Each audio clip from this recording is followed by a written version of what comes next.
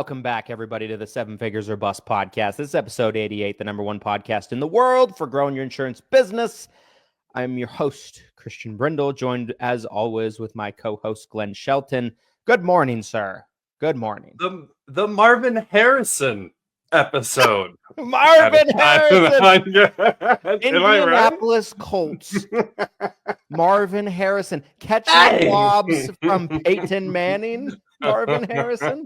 I really hope I'm right. I'm gonna have to double check. It's 88, isn't it? I don't know. It doesn't feel right in my mind, you know. It's almost like it feels like squeezing a square peg into a round hole for me psychologically. Not Junior. I know his son plays for the Cardinals. Marvin Shout out Harrison's to the Cardinals. Senior. No, 88, baby. Oh, dang. We're starting off strong today, guys. The Marvin Harrison episode. I wanted to do a little bit of an audible on today's episode, if you're okay with it, good sir. And I wanted to kind of talk about on our opening topic these Trump executive orders about prescription drug prices. Have you seen anything about this? A little bit. I had something I wanted to talk about too that's Trump related. Okay, this might weave in nicely together. Good. Why don't you kick us off with that, and then we'll transition into the drug pricing. You know, I hate talking about anything politically charged, or I'm pulling up the stream on my phone so I can see your guys' comments. So comment below anything you'd like. Hashtag Freebie Friday. It's tomorrow. We're doing a big giveaway. We're still trying to figure out exactly what that will be, but it will be big because it's always big every Friday. Mm-hmm. So I hate to talk too much about politics because it gets so charged among everybody in the group. Everyone who's listening, you know, gets very polarizing very fast. But this is just something that happened recently that I wanted to share. And then I wanted to have a quick discussion with you because I'm really curious about where this will potentially go with the tariffs, right? We've all heard about the tariffs, seen the news about the tariffs. They're here, they're gone, they're here, they're gone, 10% more, 100% more. I've been waiting to get a new laptop for a while now. The model laptop I have, I love. The brand new version of it is coming out. It's an Asus. It comes out in like a couple months.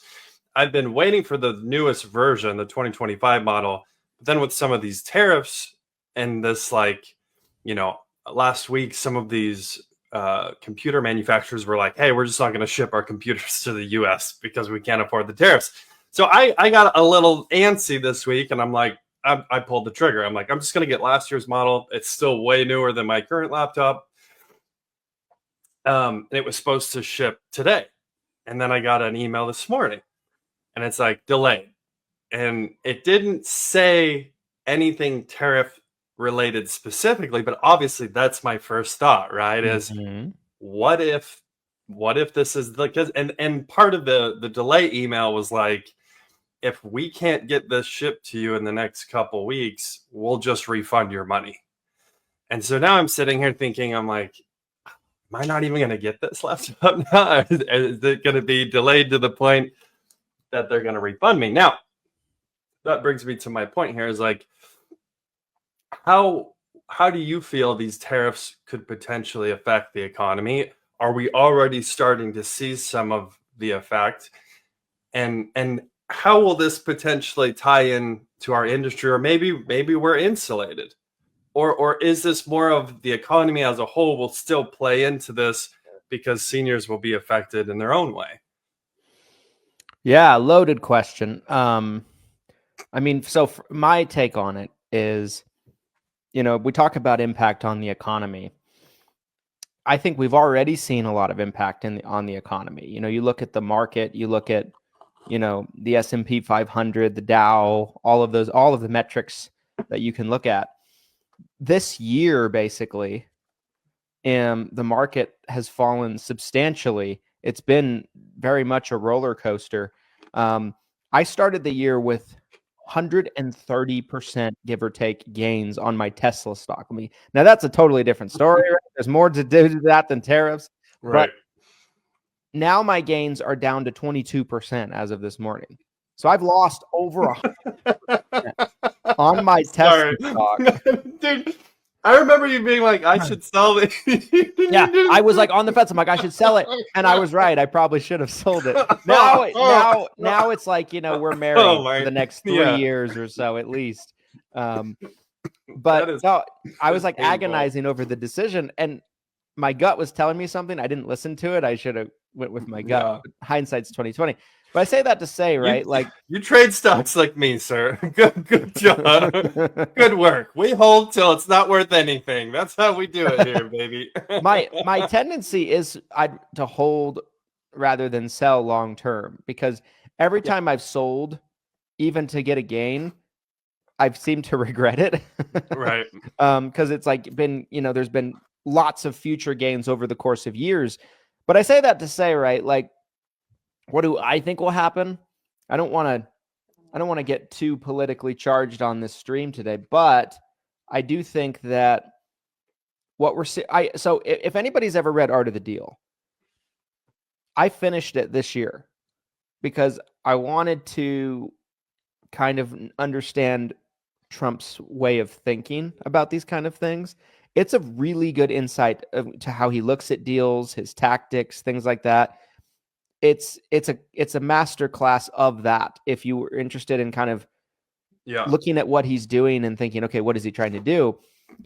What he's trying to do right now is he's negotiating. I saw it this morning that China tariffs were up now 245%. Whoa. They're up to 245. He's in a dogfight negotiation right now, which will have negative impacts on the short term of the economy. Now, I believe long term, these things will be settled and worked out. And I think long term, the economy will bounce back. I'm kind of thinking like, talk to me in a year. But I do think short term, we have short term negative repercussions of this. But it's for the purpose of long term stability, if that makes sense. So it's like go through some pain now to potentially, have the benefit of it later in a booming economy later. I think that's kind of what he's trying to do, but he's in the negotiations of it right now. China, specifically the China part, the China situation, they keep coming back and raising tariffs on us. He's like, okay, I'll keep raising them on you. It's back and forth and back and forth. I don't think that's going to be what it's going to be long term. It can't. There's no way it can for either side. Yeah, I mean, it goes back to, George Washington was an isolationist. He didn't really believe in global trade. And there's been, I think, other presidents that have felt that way too, where they want to be more self-reliant.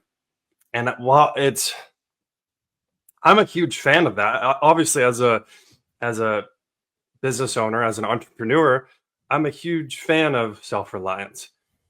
It's tricky, though, because we've become so globalized at this point. And we saw this during COVID, right? COVID hits, factories are shutting down in different parts of the world. All of a sudden, we're seeing huge supply chain issues. So I'm wondering if we'll start to see more of what we've seen previously with supply chain interruptions from some of these tariff negotiations. And like you said, I think I feel the same way, that in the short term, most likely this will be a negative impact, I think, to the economy. Now, to tie this back to our industry, what I think is interesting, and we talked about this a little bit when we're talking about Medicare Advantage getting the bump in payments from the government, about the 5%. The economy wasn't doing well that day. Medicare carriers were doing very well. I think regardless of really how the economy is acting, we are insulated, I think, to a degree. Obviously, if seniors all of a sudden can't afford basic goods or their social security checks aren't going as far, we could start to see repercussions in our own space with some of our clients. But I think overall, we're probably more insulated than most from economic I mean, stress.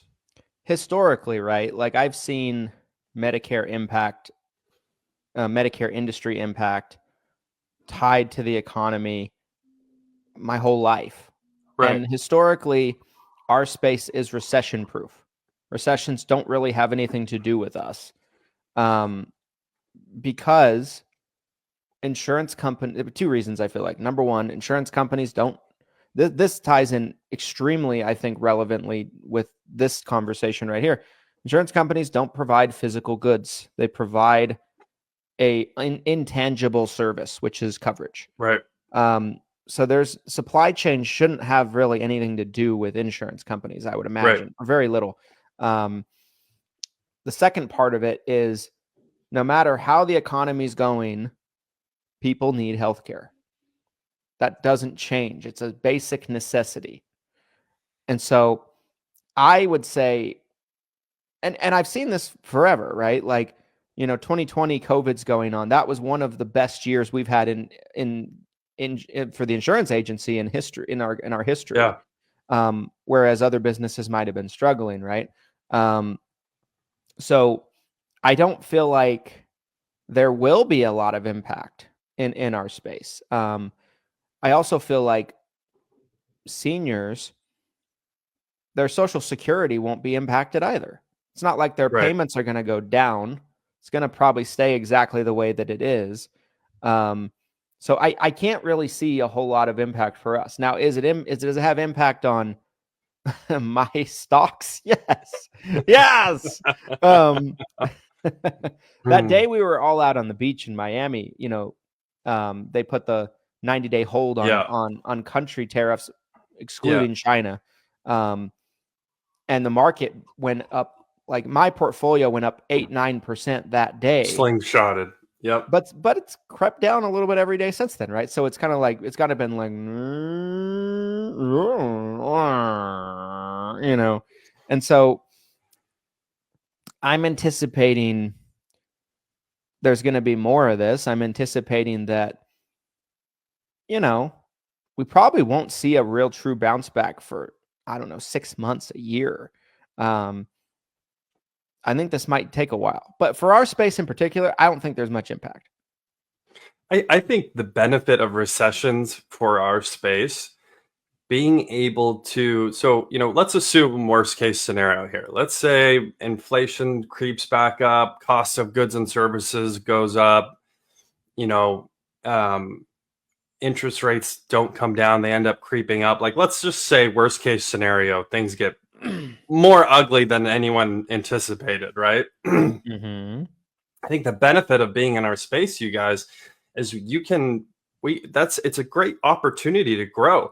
If unemployment goes up, right, as a result of the economy getting worse, that's more opportunity to bring agents into the fold. I think historically I've seen that happen with other agencies, being able to get higher quality individuals into your agency to help you grow. And ultimately it helps the industry grow too. I think it can be a really good thing, and we can help more people. So it's a neat opportunity that we have. And yeah, recession proof. That was my favorite thing that I think Christian said right there, is we really are. I mean, what was 2008 like? Again, this is pre. This is pre Glenn. This is pre either of us, but I'll never forget. Yeah.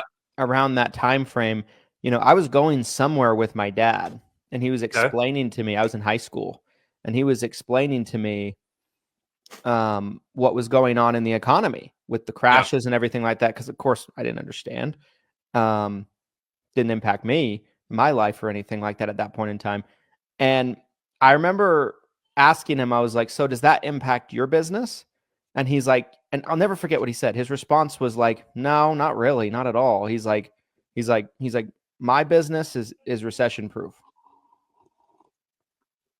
And I There you believe go. he's, and so obviously I don't know the ins and outs of like the financials of his business at that point in Right. time, but that has kind of always been the case growing up when he was building his agency. And then I've seen it for the last 11 years in my own ventures in the space, right?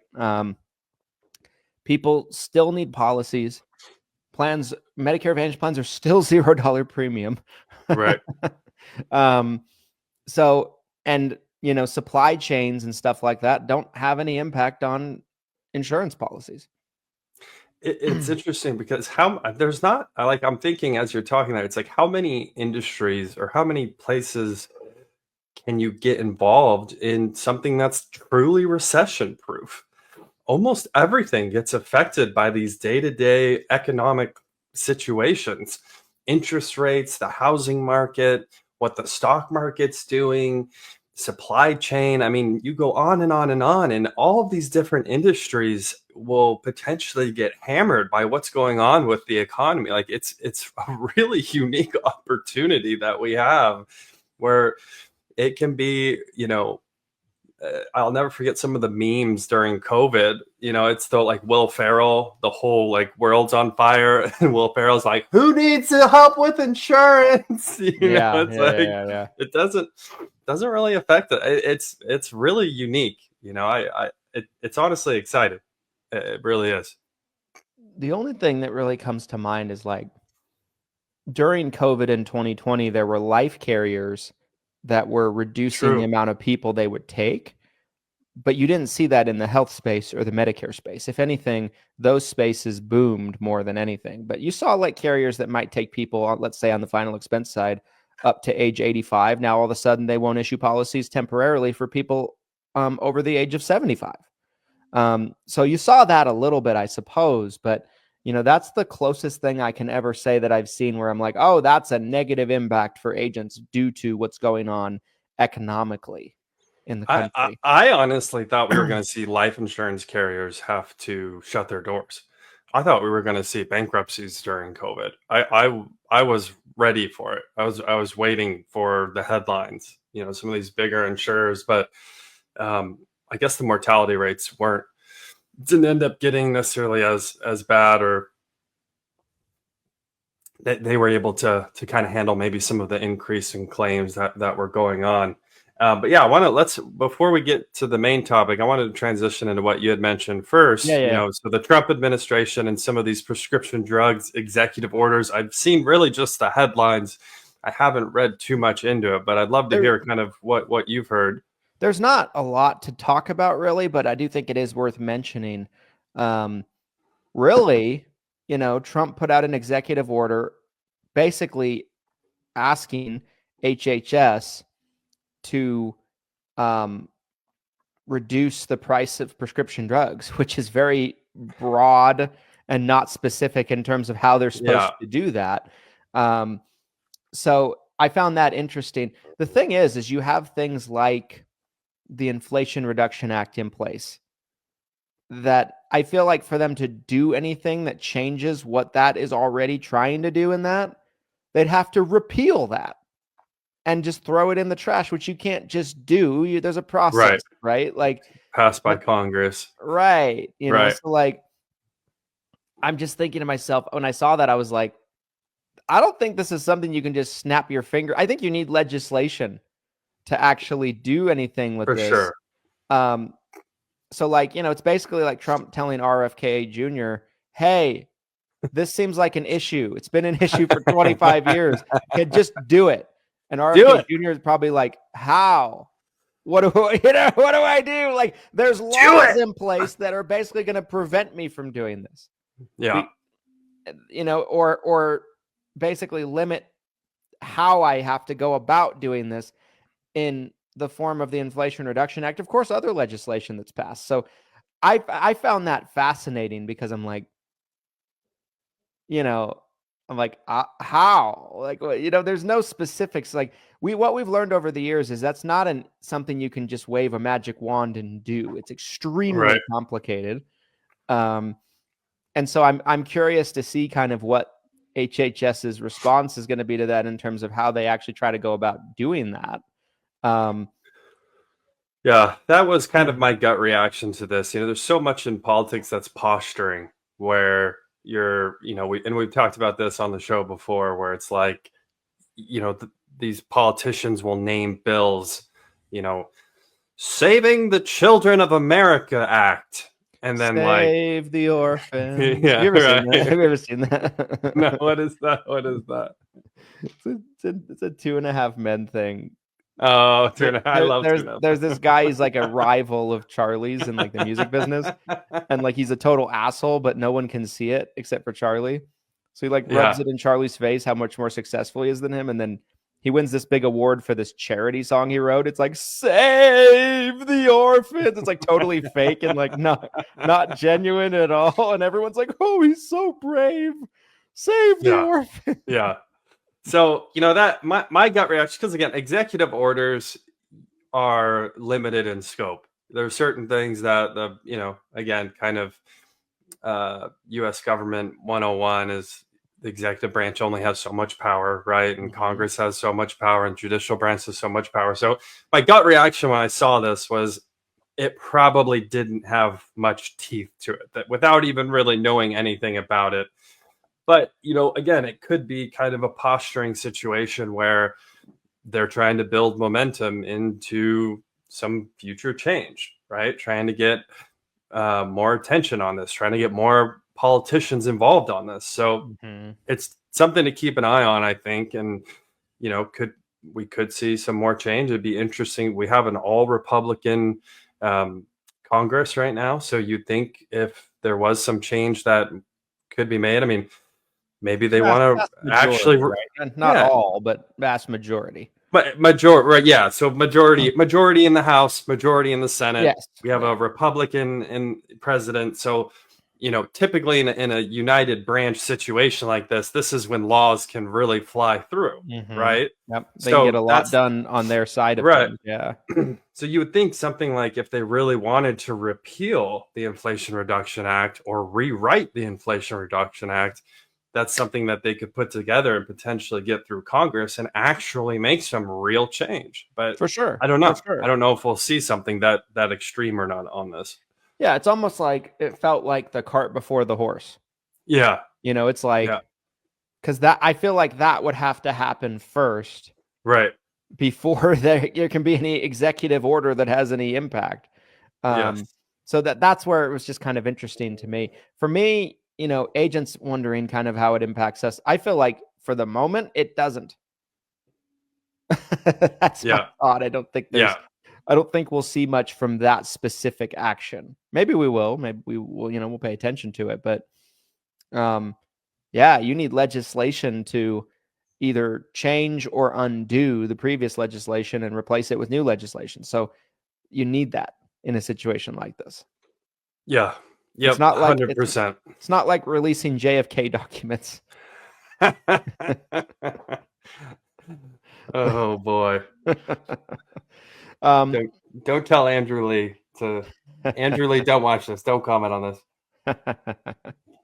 All right, let's talk about this episode's sponsor, shall we? Yes. Guys, episode 88 is brought to you by the 7-Figure Medicare Agent Summit. Guys, did you know that we are just barely over 60 days away at the time of recording this episode from the kickoff of the summit? Guys, year in and year out, this is year 4 of the 7-Figure Medicare Agent Summit. We have routinely, overwhelmingly heard feedback that it's the event that genuinely focuses on bringing the most actionable, practical, and just down-to-earth real information on how you can go about growing your business on any subject, by the way. Maybe you're struggling with business organization, structure, systems and processes, hiring, marketing, sales tactics. All of it will be covered. Maybe you're just interested in knowing what the future of our industry holds. All of this is typically on the agenda at the 7-Figure Medicare Agent Summit. It's 2 days of hearing from the best of the best the industry has to offer. Come and share to you exactly kind of what they're doing, how they're doing it, things you need to know, things you should be doing. It's also an incredibly affordable event. We do not do multiple ticket packages. So we have one ticket that is normally $500 in price. It's 30% off till the end of April, so it's $350 currently. We have less than 100 tickets remaining before we're completely sold out. We believe this event will sell out. Historically, it does. So if you want to be in Salt Lake City, June 22nd through the 24th, make sure to get your ticket at sevenfiguremedicareagentsummit.com, and we'll see you in Salt Lake. We also have a few sponsorship opportunities remaining. A couple of our sponsorship packages for the Seven Figure Medicare Agent Summit have already sold out. So we will be cutting off taking on sponsors at the end of this month. So just a few days left. If you are looking for an opportunity to get in front of more Medicare agents, more life and health agents in the senior space, this is such a great way to do it. We already have some great vendors that will be there. So take a look, sevenfiguremedicareagentsummit.com. The link is in the comments below this stream, or just head over to sevenfigure.com as well, and you can find a link to the summit. That's sevenfigure.com, sevenfigure.com.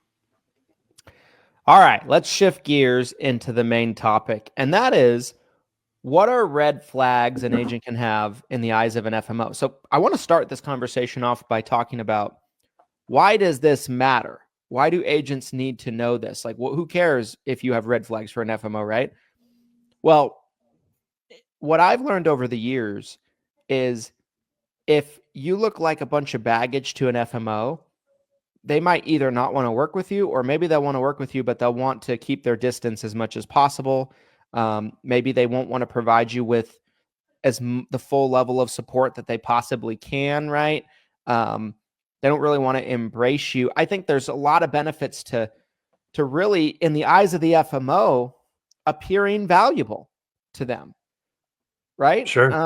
Yeah.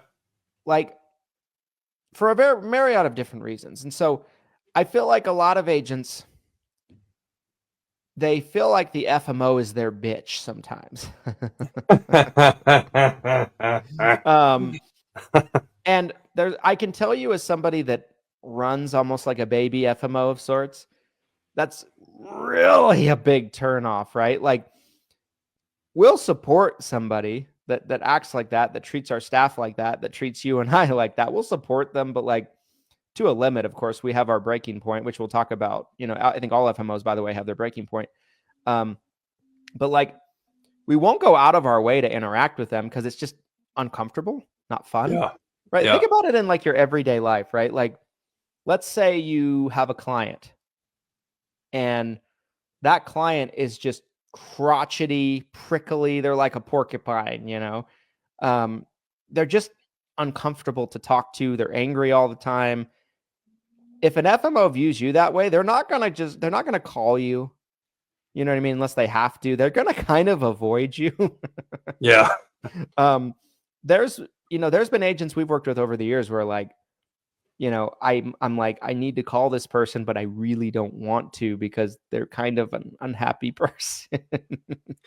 Yeah. And I have a news flash for you, by the way. These are conversations that go on behind the scenes with every FMO. All of them. Right? News flash, everybody. News flash. So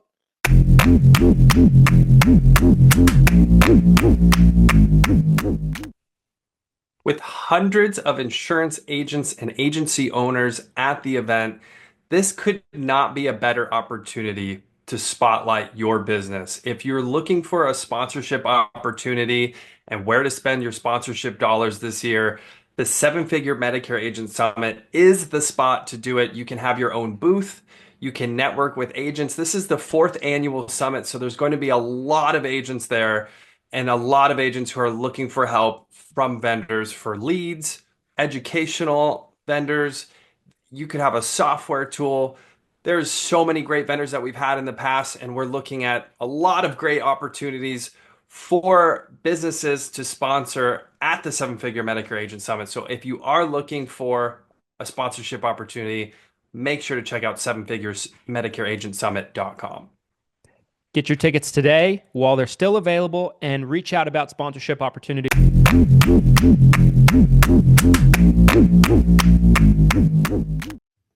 what comes to mind for you when you hear this kind of line of conversation, right? Like, what are your thoughts? Well, the first thing is it's a two-way street. This Sure. relationship with FMOs, running an FMO, and then being with different FMOs over the years. I have a pretty good understanding of, how these relationships work and how they can be beneficial both ways, right? So, I think oftentimes what we see is that one side will maybe get greedy or one side will get overzealous. Like you're saying, an agent thinks the FMO's their bitch, or vice versa. The FMO thinks the agent's their slave.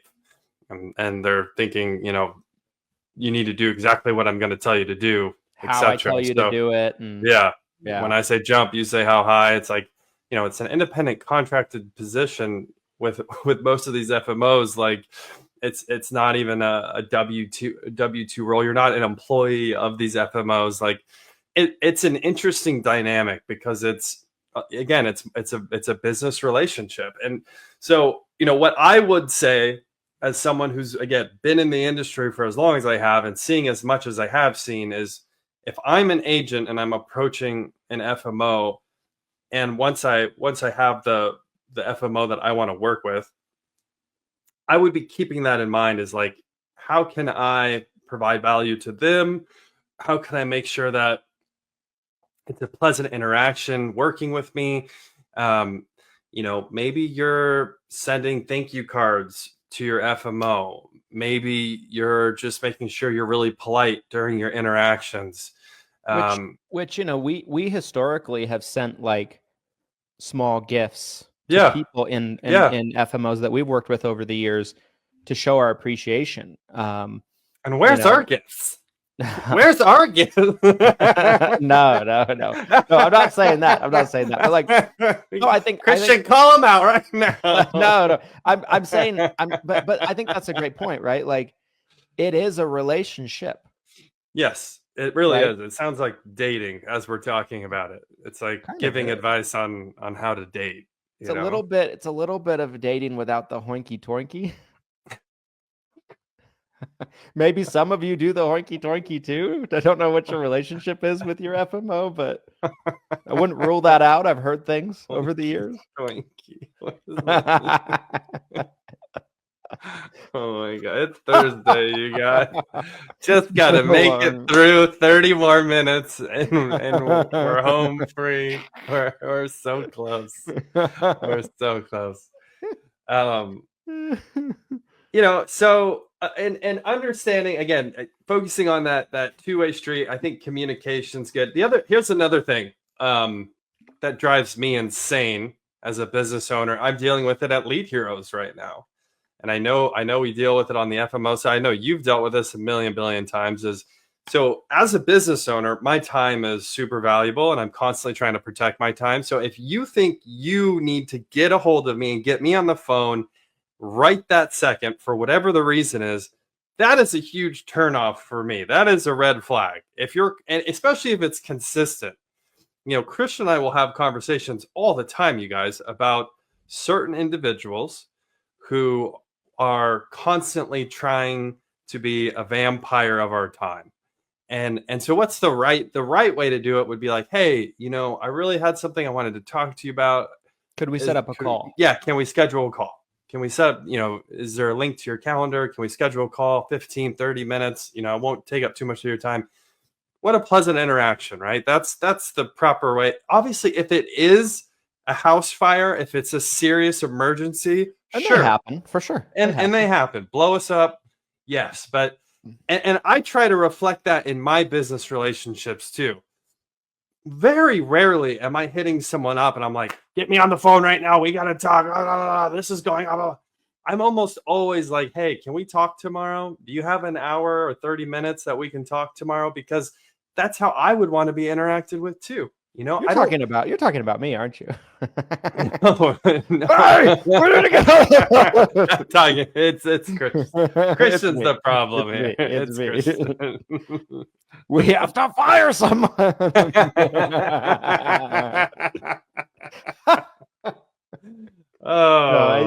I think you bring up a great point. It's definitely a two-way street. I've always said with the agent FMO relationship, it needs to be a mutually beneficial relationship for both sides for it to really work as well as it could.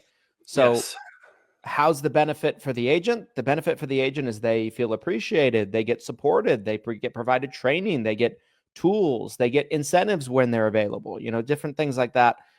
They just get resources and support to help them grow their business. I'll tell a quick story. When I first came into the industry, we were under an FMO, and everything that we're talking about on this stream today, that FMO did the opposite. They just treated their agents so badly, so poorly. And to me, probably one of the worst experiences I've ever had with an FMO ever. Like, I was one of their top agents in the country for United Healthcare. I would go to their meetings sometimes, and their founder would be like, "Who the hell are you? What do you want? What are you doing here?" And I'm like, "Isn't it your business to know me and not know all these other losers?" Like, I'm one of, you know what I mean? But it was crazy to me. Like, just not even like, "Hey, what's your name? I'm so-and-so, are you here for this?" Like, that's a proper interaction. It's like, "Who the hell are you?" kind of interact. Like, that was the energy. I'm like, wow, this is wild.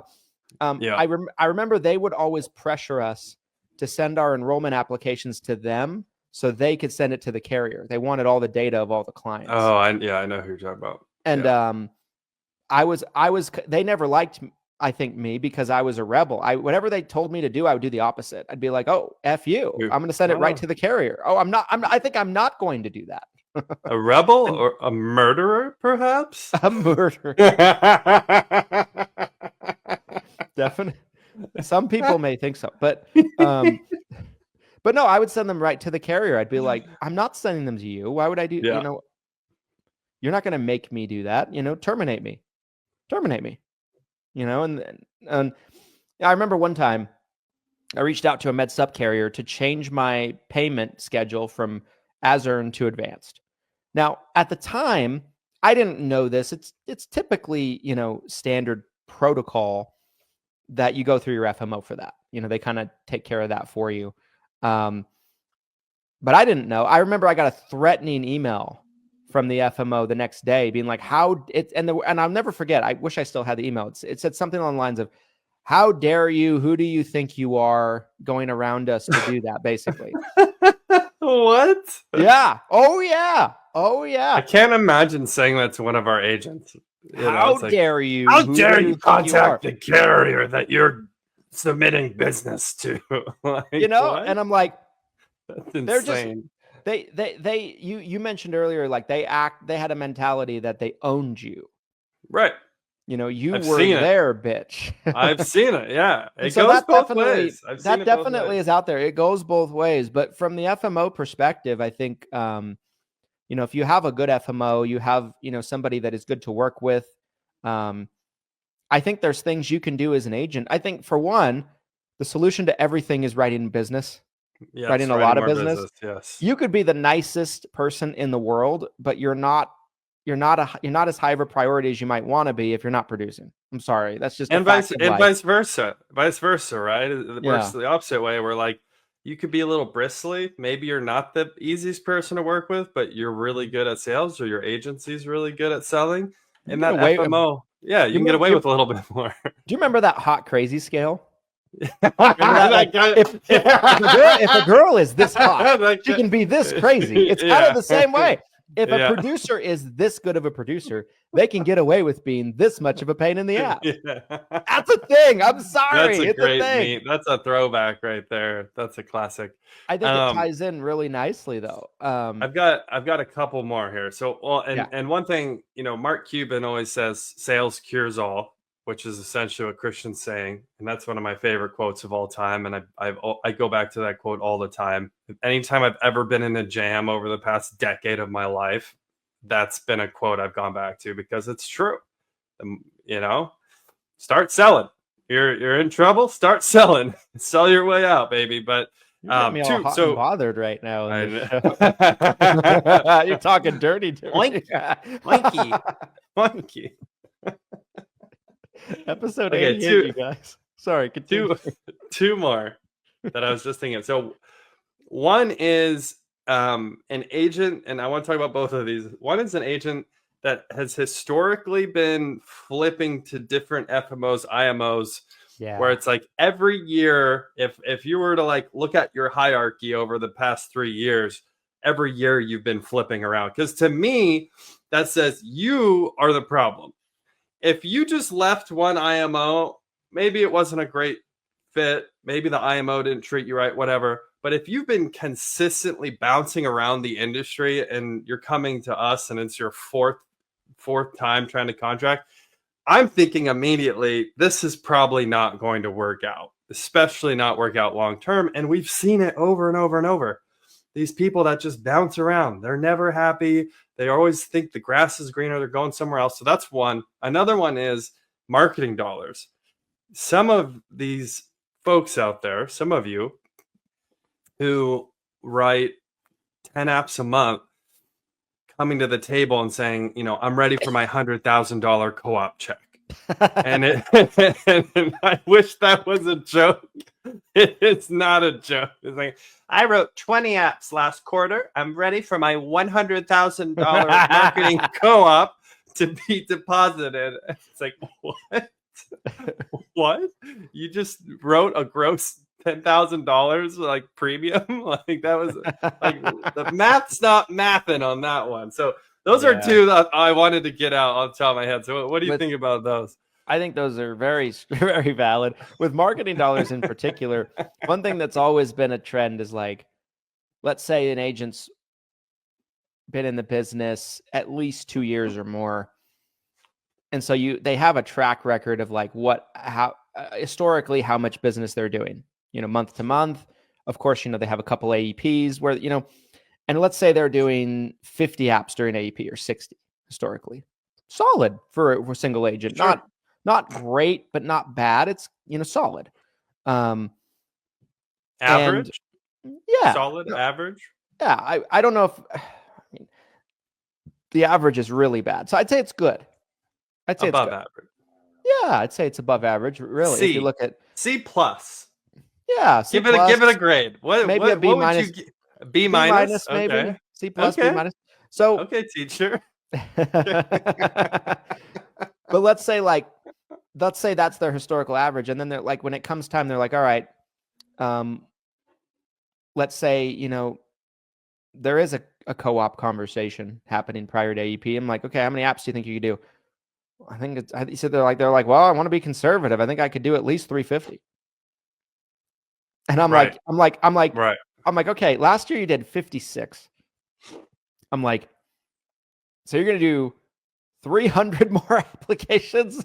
Like, what's changed? Why would that? Why would we think that? And so, I got into a really good Walmart location and It's Walmart. Like, this is a big Walmart. with us anyway. This is really being transparent. The way that marketing funds works for us is we typically get it fronted a couple times a year, and then we have what we have to work with.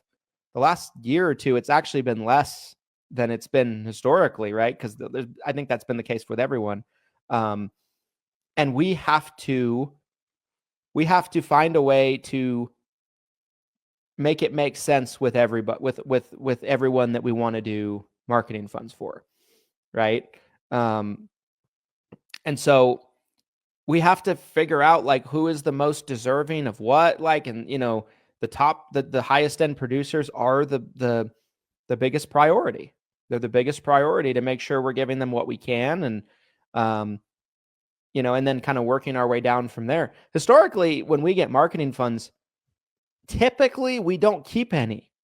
We usually give it all to the agents, all of it. And if we do keep any, it's probably the minority of the time, frankly. But when we do, it's a very small percentage. And we use it internally for marketing. But and it's to facilitate our own agency's marketing, which is part of the reason we're getting marketing.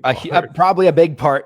Versus what I can tell you from some of these other FMOs where they're keeping some, if not majority, of the marketing dollars that they get, and it's just for their own bottom line. It's not for anything. Which again, technically they have the right to do, right? Can I tell a story Yeah. about being prickly with your FMO? Kind of circling back to that. Yeah. By the way, really fast, the beanie looks so good. I'm so jealous I don't have mine. It turned out so good. Doesn't it look so great? I love it. I love Yeah. it. I love all of the new swag we got in with the new brand rebranding and everything like that. I love it. I absolutely love it. I do too. They weren't cheap. They're high quality materials. I want to order like 100K more worth of it. Yeah. So let's dump as much funds as we can into swag. Okay, so story about Prickly Agent. And it's a story related to my father. I feel like every time I tell a story about him, it's kind of like in a negative light. I don't mean that to be, but I learned a lot of what not to do from watching him at times. I learned things to do, but I also learned a lot of things not to do. So our FMO at the time, we were split between two FMOs. Okay. When I came into the business, one of them we ended up working very closely with for many, many years. We still work with them a lot today. And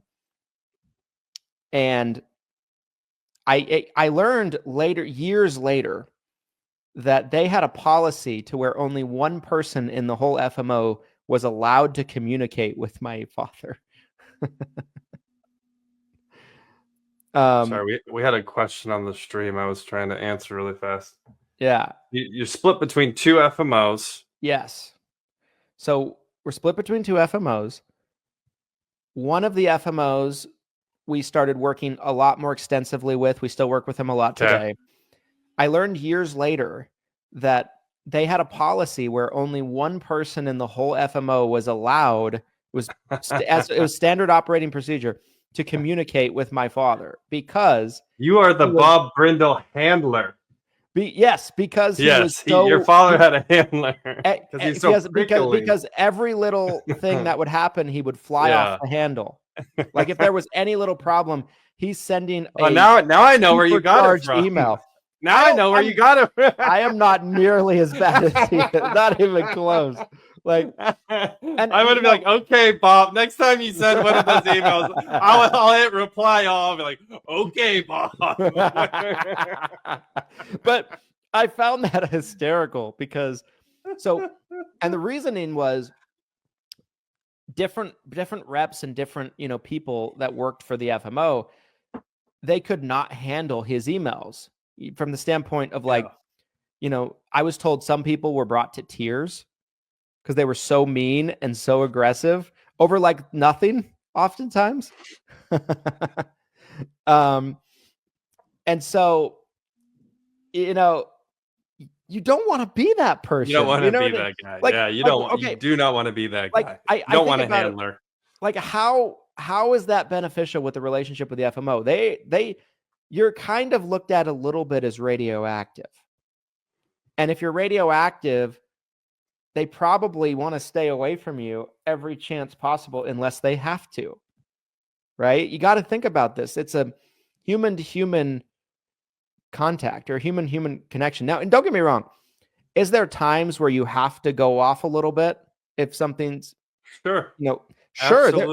There's a time and a place. I've done it plenty over the years. You sure have. Not always maybe at the time or place, but I love your denial. The defensiveness, the backing up. Yeah. Anybody who watches this are like, oh no, he's lying. That's him. He made me cry last week. Okay. But no, I think realistically, right? Like if you are a nightmare to talk to, people are going to avoid talking to you.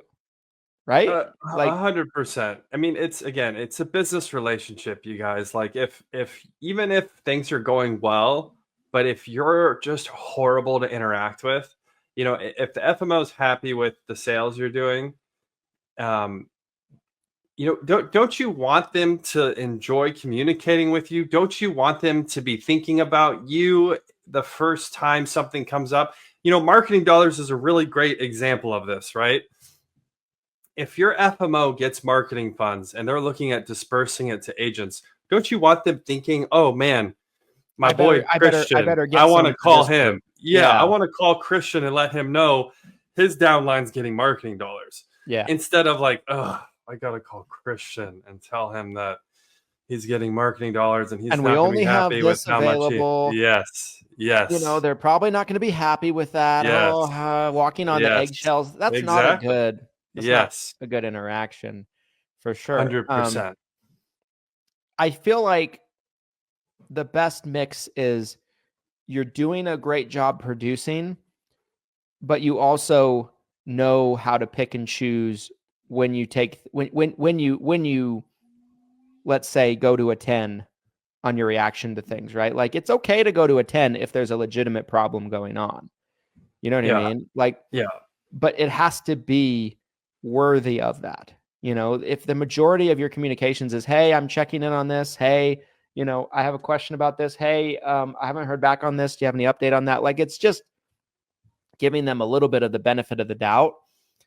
That is very helpful. And then when you do have to go off about something, it's taken a little bit more seriously. If you go off about everything, you're labeled as the person that goes off about everything, and it's not taken as seriously. It is. It's just like oh, there's Billy again.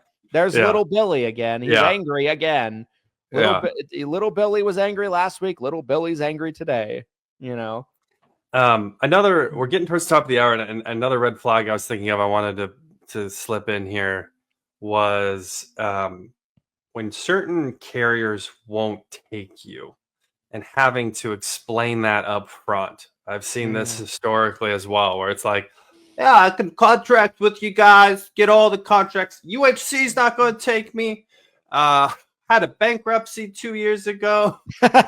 You know, like I've seen it. I've seen it where, you know, and again, not saying that like it can't work, but as an FMO, the perspective of like, ooh, red flag, like this isn't necessarily good. So, you know, trying to stay as clean as possible with your relationships with the carriers, because I will tell you, I've seen it where it is a very clean, simple, I got released and I moved over here and now things are so much better. That's why you want to try to keep these business relationships as clean as possible, so you can make moves like this. If you're submitting bad business, if you are a huge pain in the ass to work with, all of a sudden that will start to follow you around. Guys, these FMO owners talk 100%. They're communicating with each other. It might seem like a really big industry, but it's really not. There's events. I've had countless situations where someone is moving to us or someone's moving away from us to someone I know, and that, you know, it's someone that I have a relationship with, and there is that either I'll reach out to them or they'll reach out to me, and it's like, what's the deal with so and so? You know, what were they like to work with? Absolutely. And those conversations 100% happen. You know, they do. Know, there's such a thing as friendly competitors, and there's a lot of friendly competitors that most FMOs have. Absolutely. In the space. So yeah, I mean, it isn't super difficult to get a reputation of this person's an FMO hopper, this person's super difficult, this person does all of this but doesn't write business. That's the worst label you can get. Yeah. This person took $30,000 in co-op last year and wrote 10 apps. You know, that stuff it follows you. It's not just something as simple as I'm going to switch IMOs and now no one's going to know anything about me. Like that's hitting not the how reset this button. works. Typically not. Typically not. No. The other thing I would say, I'll kind of wrap this into my final thoughts. So the last thing I would say on this, and kind of combined with final thoughts, would be, I think that as an agent, it's the agents that are the most attractive to an FMO to work with are the agents that don't rely on the FMO to build their business for them, but to help them when they need it. And they're resourceful and they find ways to solve problems, right? Like if your FMO has to tie your shoelaces, every single morning when you wake up in the morning to get ready for the day, like, you know, they're like, all right, I need you to come to my house, put my shoes on, tie them.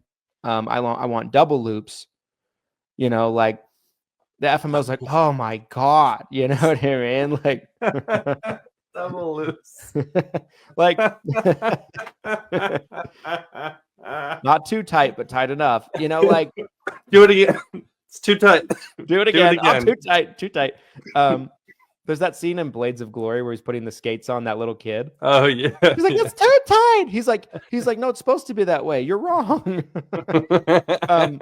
But no, you know, like, you know, the best FMO agent relationship is typically where the FMO's doing their part. They're supporting you. They're providing you things. They're keeping you up to date on things that are going on. You know, everything we've talked about in the stream. But at the same time, the agent is understanding that they're building their own business. The FMO's there to help, not to do it for you, but to help. Yep.